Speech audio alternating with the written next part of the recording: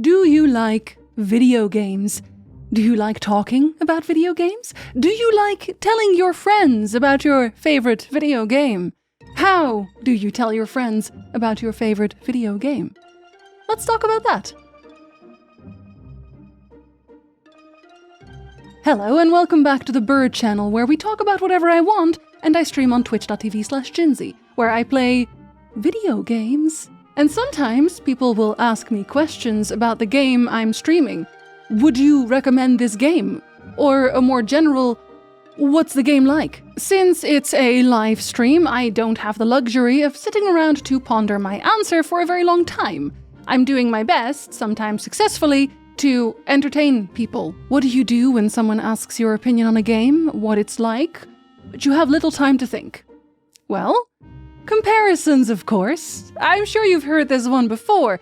Tunic is Zelda, but is Souls-like. Stray is the Dark Souls of cat simulator games. I wish they'd remake Black and White. Lack of thinking time aside, it's a stupid, lazy answer that I'm also guilty of giving. In this video, I am going to talk myself out of ever giving that answer again. Hopefully. Gather round the fire and let me tell you a tale. In the beginning, there weren't that many game genres. Games were pretty simple altogether, and categorizing them wasn't really on anyone's mind yet. What genre is Pong? Or its predecessor, Tennis for Two? That's right, Pong was not the first video game, and now you have a factoid to share at the dinner table. Wikipedia tells me it's a table tennis-themed Twitch arcade sports video game, but other sites give me different descriptions. Simply sports game or arcade game even. Back then, it didn't matter. Mario wasn't a platformer, it was Mario. Pac-Man was just Pac-Man. Pac-Man, for those interested, is described as a character-led action game by Wikipedia. You might have noticed by now that several of these older games now fall into genres that don't really make much sense, because what do you think of when I say action game? Darkness. And likely not. Of course, early video games still had to find their footing. Companies and small teams weren't making an action RPG or a visual novel, they were making a video game, whatever that meant. But as the industry grew, so did the fear of novelty. Investors wanted their money's worth, so whatever was popular, everyone copied. The rush for multiplayer shooters, for the next big MMO, the next battle royale, everything needed a niche. Hi John, here for the future brainstorming sessions. Honor of Candy Roblox Battlegrounds. Are you possessed again? That's the game we're making next. That's not... What? Do you not like money? I like words that make sense. Well, you're not getting those. You're getting money. With Honor of Candy Roblox Battlegrounds. It's what's hot right now. 4 of the things that are hot.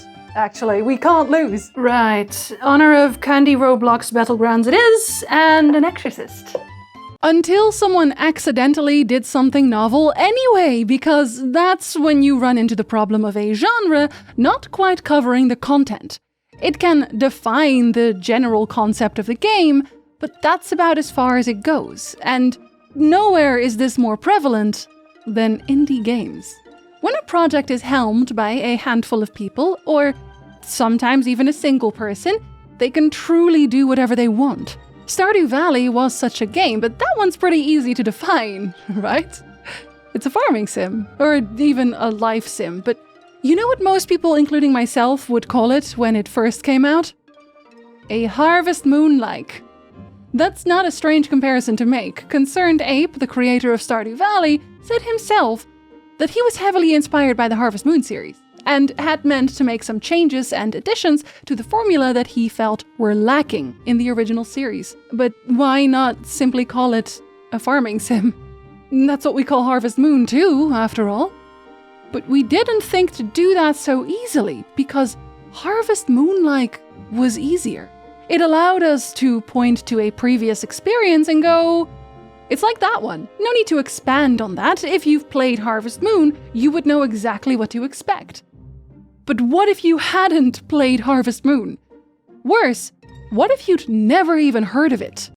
Calling something a insert game like only works if we can realistically assume that everyone has heard of the comparison title before. For Harvest Moon, that's not the case. If you're interested in farm sims, then it is more likely that you've heard of it before, but otherwise it doesn't give you a very precise frame of reference. That means our general comparison pool is actually much smaller than you'd think. It's limited to staple games. Games that did so well that they bled into other media. So quintessentially part of the gaming ecosystem that everyone, no matter their gaming interest, has likely heard of it in some way and is familiar with its general concept. You already know I'm going to say Dark Souls right now.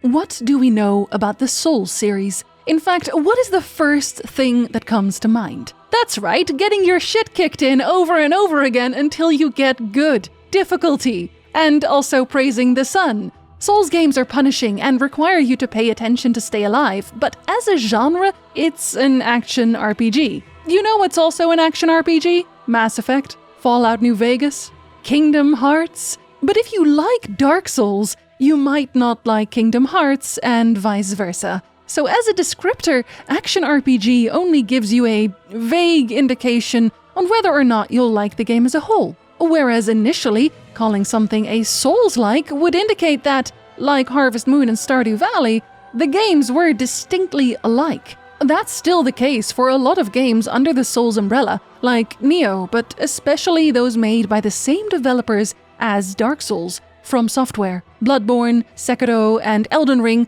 all have a distinctly Souls feel to them. But Souls-like very quickly stopped being about games that were very much like Dark Souls.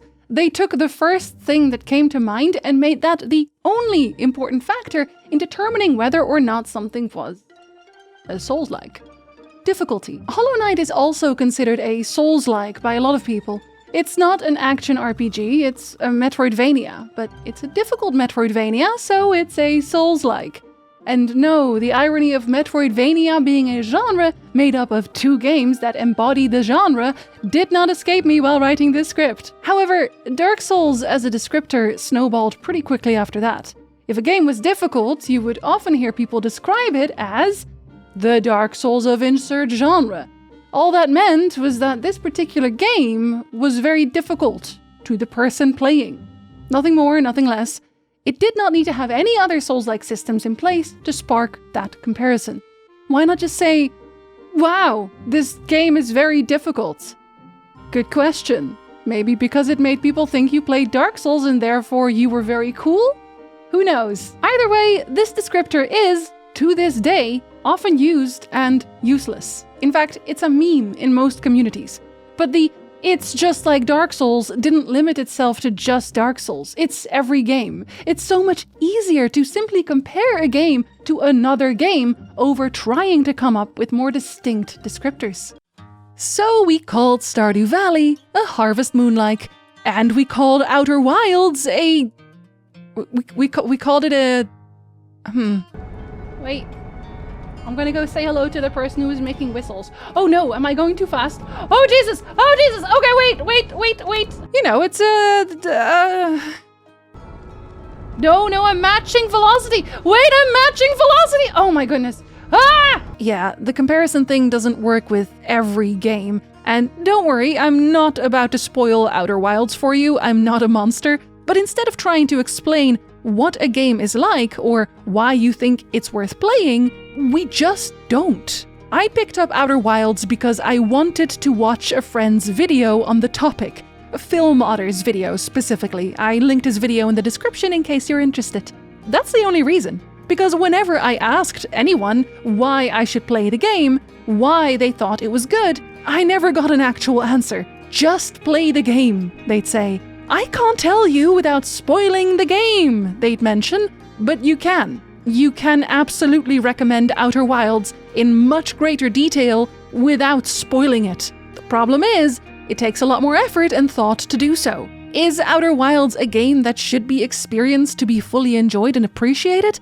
Of course, but isn't that the case with most games? Explaining why someone might enjoy something isn't the same as enjoying it yourself. Hey, you should play this game. I do? What's so great about it? Oh, I can't tell you. It has to be experienced to be enjoyed. Yes, I mean, obviously, but why should I experience this one over all the other experiences? Because I said so? Right. Don't you trust me? I know what you like. We've been friends forever. Yes, but listen, my backlog is the size of John's ego, and apparently each and every one of these games is the best game ever made. Well, so is this one. Why? Just play the game. Fine, I'll put it in my backlog. 2,000 years later. What should I play next? Oh, it's one of the thousands of games people told me to play when I was a youngin'. Memories. Anyway, time for another Witcher 3 playthrough. Outer Wilds is described as a space exploration mystery adventure on Steam, and that's honestly pretty accurate, but it won't convince anyone to buy the game, especially when the screenshots don't really tell you much either. But the game revolves around exploration so heavily, in fact, it's the entire point of the game, that people are often afraid to divulge any information at all for fear of ruining someone's first experience. Because Outer Wilds is truly one of those games that you can only play once. After that first playthrough, you can never truly experience the game again.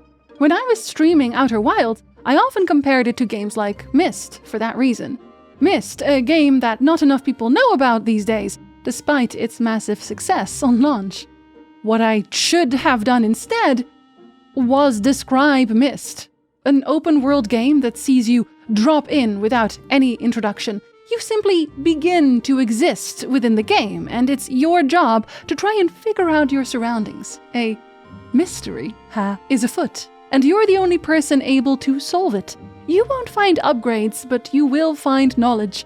Those are your upgrades. Knowing more and more about the world you inhabit will eventually allow you to solve the mystery. It will be frustrating at times because there is no hand-holding, and you will have to read carefully and pay attention to your surroundings because nothing in Outer Wilds is accidental. There is no combat, but that doesn't mean there is no danger.